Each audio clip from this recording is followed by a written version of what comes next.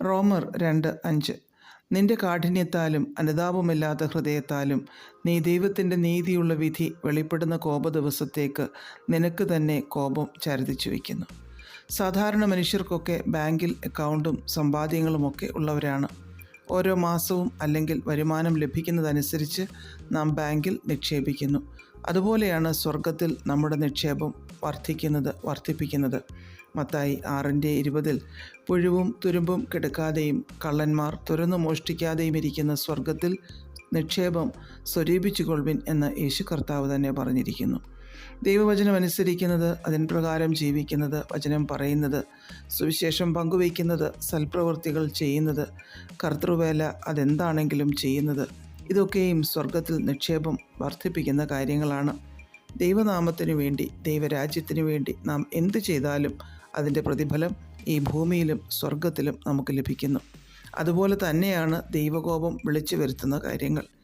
ഫറവോൻ്റെ ഹൃദയം കഠിനമായിക്കൊണ്ടേയിരുന്നു. ആ കാഠിന്യം കൊണ്ട് ദൈവജനത്തെ പീഡിപ്പിച്ചുകൊണ്ടേയിരുന്നു. കടിഞ്ഞൂൽ നഷ്ടപ്പെടുക എന്ന വേദനാജനകമായ സാഹചര്യത്തിൽ എത്തേണ്ടി വന്നു കഠിനത അല്പം കുറയുവാൻ.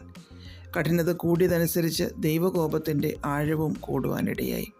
മനുഷ്യ മനസ്സിങ്ങനെയാണ്. പിശാച് ഹൃദയങ്ങളെ ദൈവത്തിനെതിരായും വചനത്തിനെതിരായുമൊക്കെ കഠിനമാക്കിക്കൊണ്ടിരിക്കും.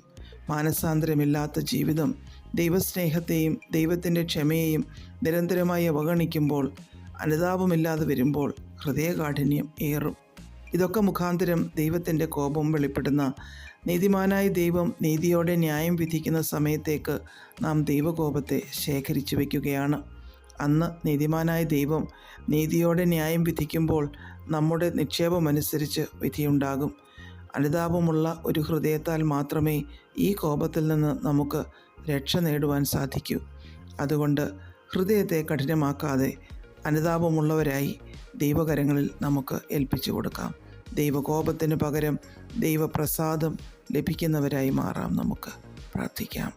പ്രിയപിതാവേ, ഞങ്ങളെ മാനസാന്തരത്തിന് യോഗ്യമായ ഫലം പുറപ്പെടുവിക്കുന്നവരാക്കി മാറ്റണമേ.